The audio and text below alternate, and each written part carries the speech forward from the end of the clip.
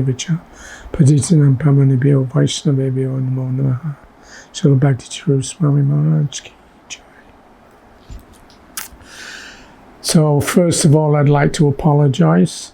My throat is not working very well due to some disease. So I hope that everybody can hear me okay. We're here to celebrate the first anniversary of Sripad Bhakti Charu Maharaj's disappearance, Tirobhav Titi. I use the word celebrate quite deliberately because normally ordinary people, somebody dies in the family, everybody's lamenting. But in our family of Vaishnavas, we celebrate coming and going. Same thing. Prabhupada used to say it all the time. That when you disappear from this place, you appear in another place and continue on with the movement of Lord Chaitanya. So there's nothing to be lamented in that respect. I need a drink. There's nothing to lament in that respect. There's no loss. Or even if there is a loss, a sense of loss, still we know that Bhakti Charu Maharaj has successfully completed his sojourn here in this earthly plane, and he's gone to join Srila Prabhupada in wherever other place he's gone to. So life is a continuity. There's no actual appearance and disappearance. It's the same soul. It's passing from one place to another. And in the case of Vaishnavas, especially someone like Bhakti Charu Maharaj, there's no question of anything inauspicious. Everything is always glorious. We have our duty to Krishna to perform. We do that under all circumstances. And whatever association that we get, we value that for as long as it's available. And of course, for us, as Prabhupada said, the Vani and Vapu of the teachings and the physical form, the Vani is more important. So we observe these festivals so that we can invoke remembrance of our Guru Maharaj. But we have also duties to perform, so we don't allow ourselves to be overwhelmed into inaction when our Guru passes from our sight. Actually, he's always there, but it's just that we don't have the eyes to see.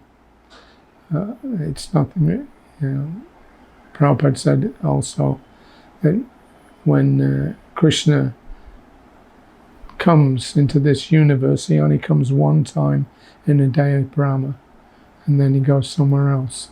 And that, it's like a transcendental roadshow, we used to call it, where the Lord and his devotees, they all go in a group, just like we read in the Puranas when Krishna is going to appear in this material world. Then ahead of him, all the demigods and great saints and sages, they all take their births in different places, so that when Krishna comes, he's immediately assisted by all these millions of great souls. When he winds up his activities, they move on and do the same again somewhere else. So we once asked Srila Prabhupada, is that the same with the devotees? When the Acharya leaves and goes somewhere else, does he have a group of devotees that go with him? And Prabhupada said yes. And he gave that example of Krishna. And you can also read in the Bhagavatam, just like with Shrutadev, I think it was, and Maharaj Baulasva. So they both wanted Krishna to come to their houses, but Krishna didn't have the time to go to both places. So he simultaneously manifested himself in both places at once. Not only that, all the great sages that were touring with him, they also appeared in both places at once. So this is the inconceivable nature, spiritual nature. So on the one hand, we're lamenting. On the other hand, we're part of Krishna's roadshow. So that way we have to see things in a very positive light. And whatever we can do to assist the Acharya in his mission, that's his mercy on us. Yeah. So, of course, we're very fortunate that we've had that opportunity to join with Srila Prabhupada and his close associates. Yeah, there's a nice story about Narottam Das Thakur that before he was born, all the great devotees had already gone. So when he was born, he was lamenting that why wasn't I born, before, so I could meet Lord Chaitanya in person. But he was put there in his situation to continue on spreading the movement, even though he wasn't physically present. So we're also being put into that position. Yeah, we're told that the whole planet, eventually, everybody will become devotees. So it's already 500 years since Lord Chaitanya appeared and inaugurated this movement for Kali Yuga. But we haven't yet come to the point where everything, is connected and engaged in Krishna's service. So we have to do our best to do that. At the same time, when we're preaching Krishna consciousness, we're also purifying ourselves. We're not claiming any special privilege, or rather any special status. Privilege we have, but status, we don't deserve it. The status of these great devotees, Srila Prabhupada, Srila Bhaktisiddhanta Saraswati Thakur, Bhaktivinoda Thakur, all the way back to Lord Chaitanya. So that's just coming. In India, as we say, just now coming. So Bhakti Charu Maharaj, we can say, was definitely one of the parishad of Lord Chaitanya. I'm just thinking now. The first I heard of Bhakti Charu Maharaj, we were on tour with Srila Prabhupada. I think Jabhataka Maharaj had written a letter to Srila Prabhupada, and he mentioned in there that we have one new devotee, Bhakti Kishore, and he's a university graduate. So Jabhataka Maharaj at that time was just setting up the Bengali BBT. So immediately he engaged this boy, Kishore. And I say a boy, he was already older than most of us. I was 25 when I was traveling with Prabhupada. I think Bhakti Charu Maharaj must have been about 30 or something. Yeah. What is how old was he? How old would he be now? 17. Yeah, I think he was 5 or 6 years older than me. Anyway, so he was a little late coming, in ISKCON terms. When I joined the temple in Sydney in 1972, I was 21 years old. Our temple president was 19 years old. So things have changed quite a bit since then. But anyway, Bhakti Charu Maharaj was a little older than us, but the real outstanding feature of him was that he was a Pakka Vaishnava right from birth. Yeah, he had so many good qualities. For myself and many others in the West, we came from very rough, comparatively rough backgrounds. I was from a small iron and steel town in northern England. We had all the bad habits that you can imagine and not imagine. But Bhakti Charu Maharaj was already in the mode of goodness. Yeah, we could see that. I always felt encumbered by my Rajasic and Tamasic nature. I was always looking for a fight. But Bhakti Charu Maharaj was very gentle, like a lotus. Yeah, and in his dealings, we can say that he never had anything bad to say about anybody else, and nobody ever had anything bad to say about him. Yeah, Prabhupada told me that one time about another sannyasi disciple, that this is his qualification. He may not be a good manager. This was Mahamsa in Hyderabad. But he never has anything bad to say about anybody else. And nobody has anything bad to say about him. So Bhakti Kishore, as he was at that time, was quite a novelty. Not many people like him with the qualities that he had. But Prabhupada recognized him immediately. We had been down to Bhubaneswar at the beginning of 1977. From there we came back up to Calcutta and we had a day at Panihati. Then we came to Mayapur around about, 10th or 12th of January and 1977. So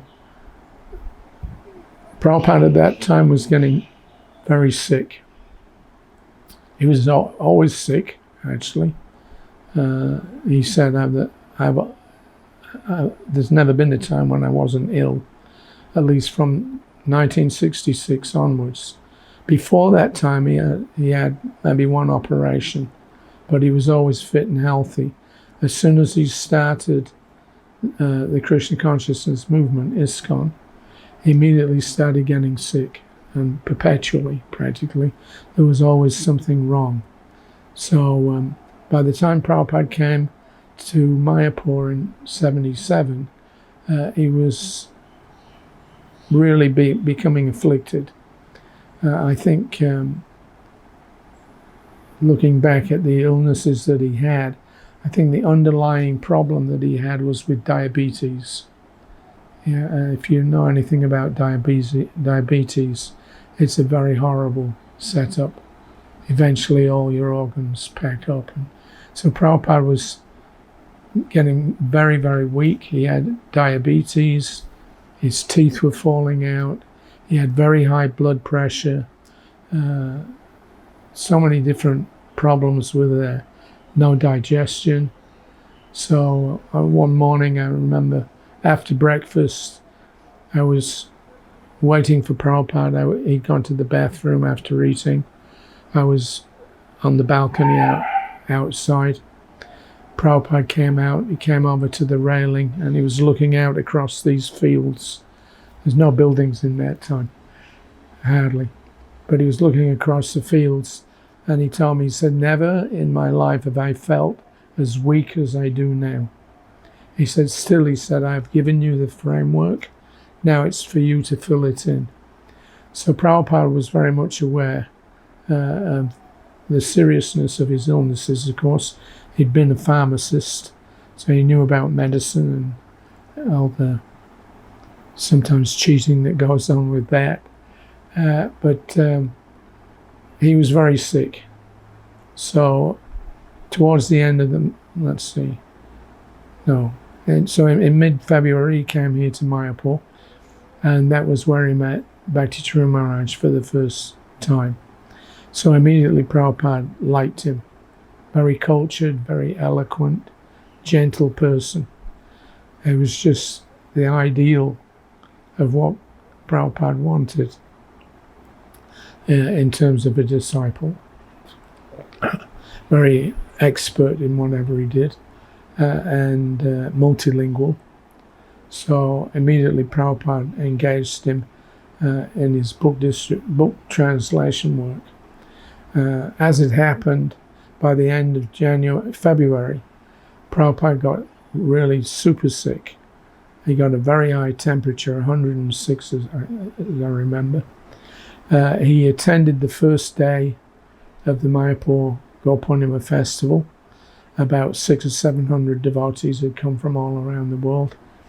But Prabhupada was only able to attend the first day. And I remember when we were waiting, the GBC were all there, sannyasis were there. We were waiting outside Prabhupada's rooms for him to come out and come down and do the morning program. And I remember when the door opened and Prabhupada stepped out, he looked very pale, very gaunt. And I could see he was, this is not just your ordinary fatigue. Prabhupada's got some, heavy disease. But he didn't say anything. And the GBCs, I don't think they really recognized how ill he was, because they didn't spend that much time with him. They were out preaching. So when he did come, their eyes were, smeared with a salve of love. So they couldn't see what I could see, that Prabhupada was very seriously ill. But because Prabhupada himself didn't mention it, I didn't say anything. So we went down, had a short walk. No, maybe we had the walk upstairs. Anyway, we went down in time for greeting the deities. And then Prabhupada got on his Vyasa-san. He received his Guru Puja. Normally he would give a Bhagavatam class, but this particular morning he had, I think, Brahmananda or Jayatirtha, one of the leading GBCs. He had them speak, and he sat for 15 minutes, heard the talk, and then he got up to go back upstairs. Still, because the devotees were in so much ecstasy to see him, they wanted him to ring the bell as he circumambulated the deity room. On either side there was a big bell hanging, and when he stopped under the bell, he would ring it very vigorously, and the devotees would go wild. Everybody would be jumping in the air, and Prabhupada, did his duty. So he went round 3 times, and then he went back upstairs. But as soon as he got back up into his rooms, he went straight into his bedroom, which normally he never did, of course. And he lay down. He had this very high fever, and then he told me, now no one can come. No visitors whatsoever. And then immediately after that, he said, called for Swarup Damodar. So despite all the problems that Prabhupada had, his mind was always on the preaching. So it was Bhakti Charu Swami Maharaj, as he became. He was the one person that Prabhupada called into his room. They discussed for half an hour about the science preaching. Prabhupada told him, you can have as much money as you like. You just tell me, Tamal Krishna will pay you. So like that. And then for 6 days, practically the whole festival, Prabhupada stayed in his rooms. He didn't come down. Sometimes he was lying on the floor. Sometimes he was on the bed. The whole schedule that he had was changed completely. And at one point, he seemed to turn the corner, as you might say. He started to improve a little bit. And up until that time, for the few months prior to that, Prabhupada's cook had been Palika Dasi. So she was in India. I sent for her, actually, because I couldn't cook. So we had to get somebody that could cook consistently, nicely for Prabhupada and according to his diet. And, in Indian cooking, it's so wonderful that you can treat a disease just by eating. Yeah. So Palika had been cooking. I went to Prabhupada one afternoon, just after the Mayapur leg of the festival. I was at that time, I'd been with Prabhupada for nearly a year and a half. I was starting to feel a little strained. And I knew that previously various servants and secretaries that had problems from, familiarity breeds contempt. After a certain period of time, you start treating Prabhupada as an ordinary person. So I didn't want to get into that mode. And I made a few simple errors in the execution of my duties, which led me to believe that I should, now give up this service, let somebody fresh come in, and I'll go out preaching. So that was my idea. And so Bhakti Charu Maharaj, as soon as Prabhupada met him, he was introduced personally. As soon as Prabhupada met him, he immediately accepted him on his party. And one of the first things that he asked Maharaj to do was cook a meal. He felt he's a Bengali. His prasad, or his cooking will be good for me. The problem was that Bhakti Charu Maharaj couldn't cook either. Anyway, somehow or another, we had about 5 or 6 people on the party.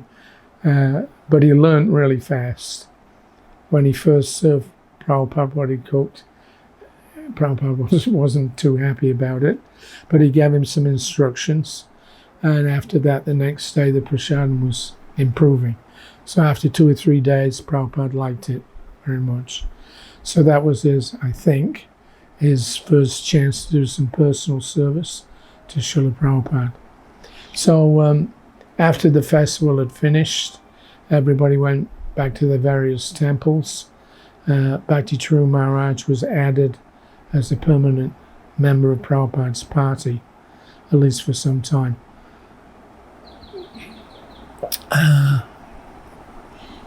So myself, I left the party on March the 13th, 1977. I was asked by Srila Prabhupada. Actually, what first happened was that I went to Prabhupada and told him that I'm feeling a little jaded. I don't want to commit any offenses. So as soon as I said that, Prabhupada said, yes, very good. That he was happy that I was aware enough of my own consciousness that I needed refreshing and I needed to avoid making any offenses. So I left the party in mid-March here in Mayapur. I had to get a visa. Prabhupada sent me back to Australia.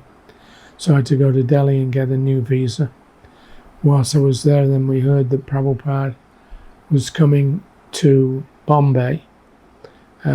Somehow or another, he had gotten some strength back, and he decided the devotees had arranged a big pandal in Bombay, and Prabhupada decided to attend it.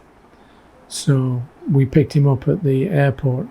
I think Bhakti Charu Maharaj was in the party at that time, and we drove to Juhu Beach, Bombay, and Prabhupada stayed there for some time.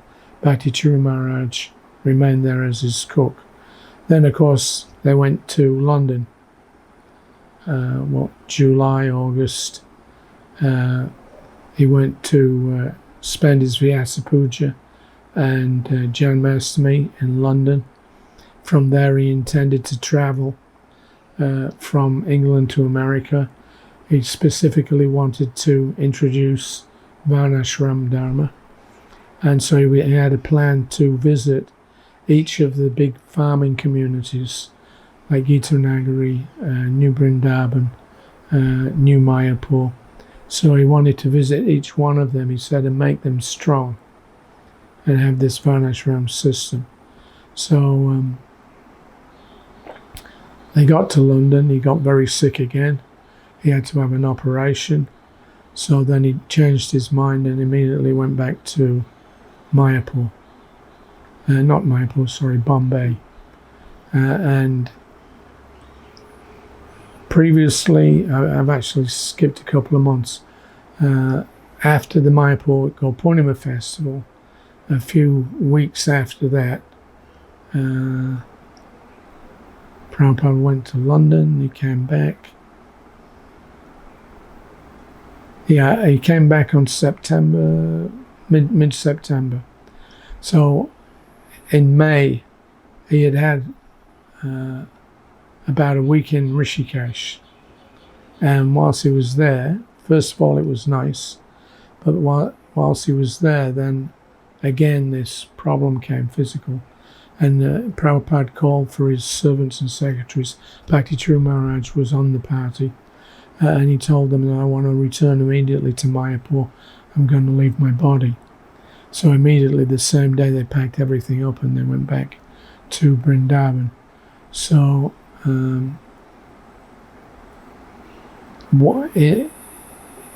whilst he was in Rishikesh, just after he left Rishikesh, he made a will, last will and testament. And he called for all the GBCs to come. This was in late May. Some important things were decided there about initiations in the future, about printing of books, and what else? Very much. No, not at that time. But anyway, there were various things that had to be, set up. A lot of banking stuff that had to be resolved. So whilst I was there, I got to Vrindavan a little late. All the GBCs had been called, but because I was a new GBC, I got made a GBC in April. So May, I'd only been a GBC 2 or 3 weeks. So somehow or another, my name wasn't on the list. I found out from somebody else the GBCs all have to go to Vrindavan. So I jumped on the first plane. I got there May 29th. By that time, Prabhupada had again had a little bit of an improvement. The GBCs had had their meetings. They all went back. So I stayed on for a few days in Vrindavan. So one thing that I wanted to do was to sign on to Srila Prabhupada's touring party as his GBC secretary. He had a system. When he first set up the GBC in 1970, Prabhupada said that now I'll have one secretary, and any GBC man can travel with me for 1 month to get trained up, to get some association, etc. So although I'd just been with Prabhupada for nearly a year and a half, I was eager to sign up for an extra month. So I made an arrangement with Tamal Krishna Maharaj that I would come at the end of September to be Prabhupada's visiting secretary for the month of October.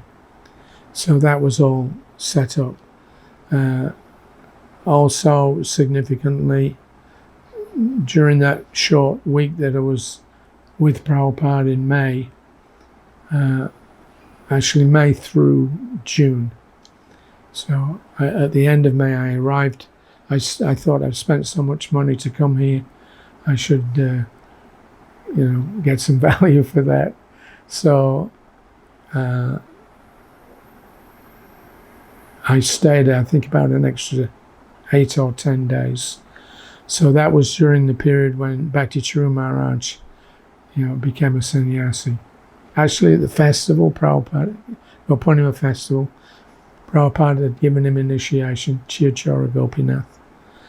And then within, April, May, June, beginning of June, I forget the exact date, might have been the 2nd or something, 3rd. Huh? What was the date when he took sannyas? It was early June. It was the first week. Huh? I don't think in terms of... Anyway. Prabhupada decided to give him sannyas. So there were 2 other devotees. One was Chaitya Guru. He was a Punjabi. He was preaching in Chandigarh, and there was another sannyasi. Actually, he was a Mayavadi, Bhakti Prem, and he was going under the name of Prem. He was one of these guys with, frizzy hair, like a Yogananda style kind of long hairs thing, hippie. And he would wear this bright orange smock all the way down to his feet. So he had a PhD in Hindi, I think, or Sanskrit. So Prabhupada, when he first met him, he saw some potential there. He was a very gentle kind of person. And so he had started getting Prem to come to see him every morning. And he would have him sit down and translate like a block of text from one of his books. And gradually he trained him up how to translate, and at the same time make him a Vaishnava, because he was a full-on Mayavadi. But by translating Prabhupada's books, with Prabhupada sometimes sitting and watching him do it, he very quickly, picked up on the Vaishnava philosophy.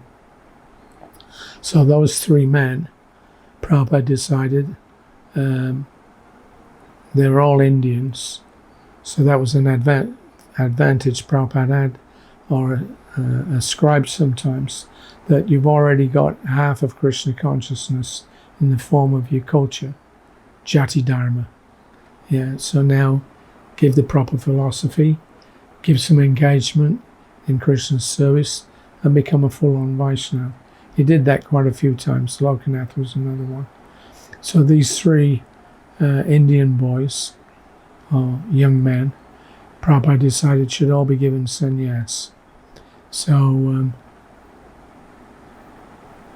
I was there for that ceremony. I remember Bhavananda was there, so Prabhupada called him in, and Tamal Krishna Maharaj,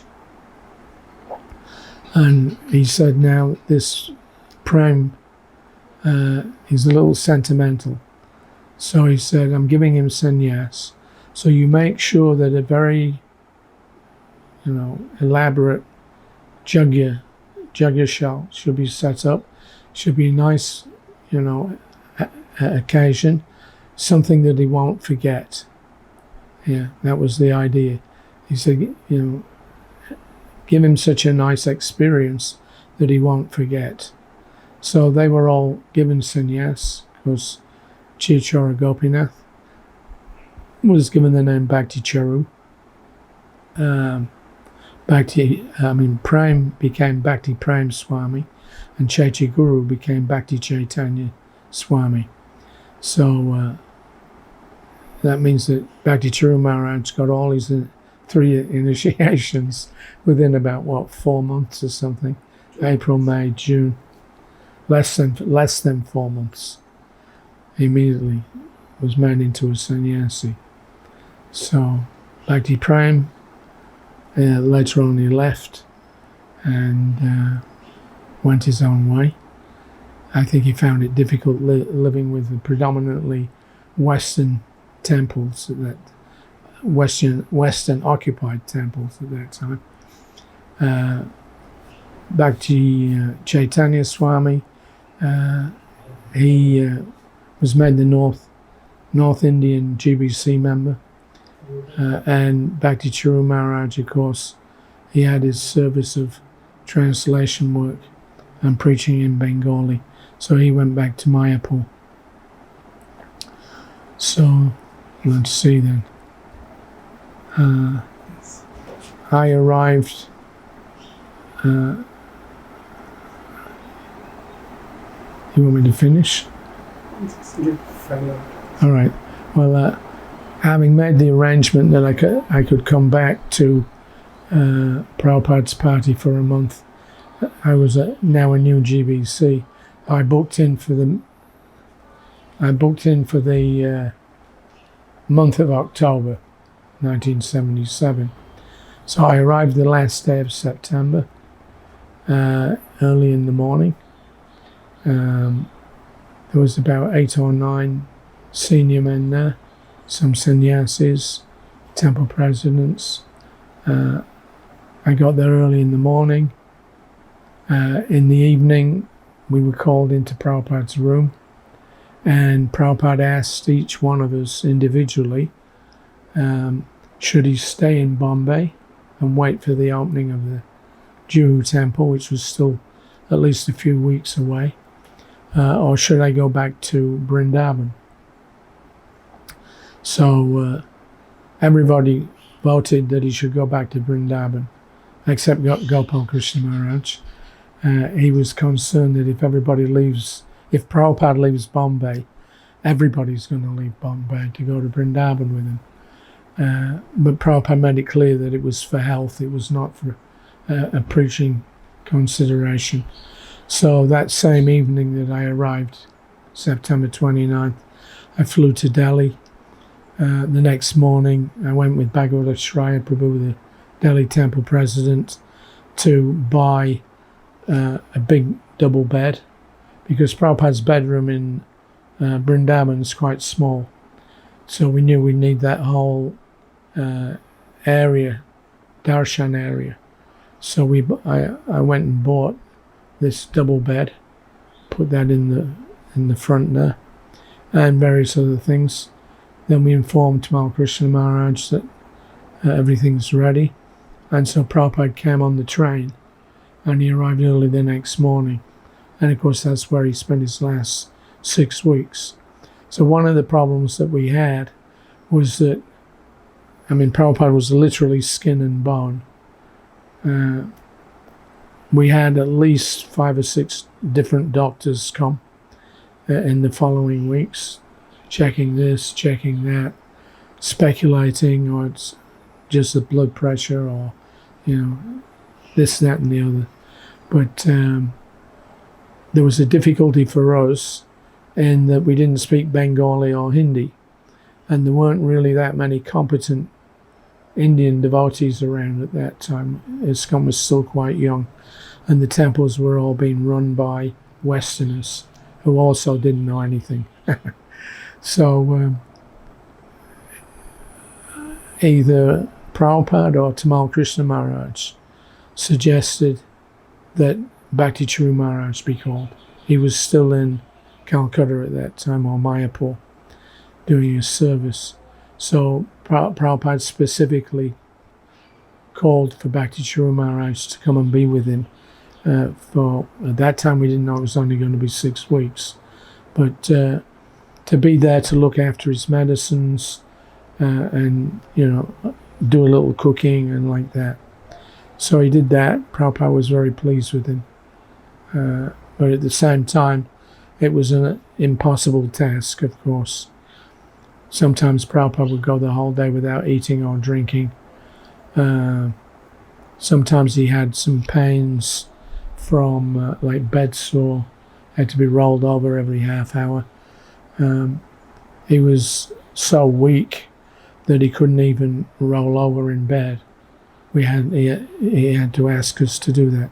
Sometimes he sat up in his bed, we would scratch his back, and sometimes he would say, "Scratch, scratch." So he'd be scratching Prabhupada's back. You could see the lines in the skin on your fingernails, and Prabhupada would say, "Scratch," like this. So anyway, Bhakti Charu Maharaj, he was a very important person, especially in that final pastime. I could see at least, and I'm sure many others did, we could see that he had been sent by Krishna to look after Prabhupada.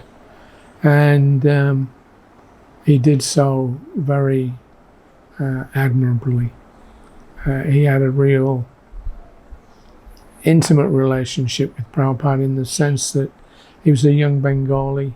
He had automatically had all the best qualities of a devotee. So Prabhupada recognized that, and he was always very gentle with him. So, but again, because he was so new, then sometimes, things wouldn't be done properly or whatever. But Prabhupada was very affectionate towards him.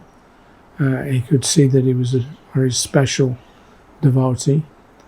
And so, of course, he stayed up until Prabhupada's disappearance on the 14th of November. I had, myself, at the end of the month of October, I had gone back to Australia. I had my 1 month as a visiting GBC. And then Prabhupada, I asked Prabhupada whether I could stay again with him or not. He said, not right now. He said, I'm more pleased with you. You're doing well over there. So you stay there in Australia. Later on we can see. So I left at the end of October. And of course then we got the news of Prabhupada's disappearance at the middle of November.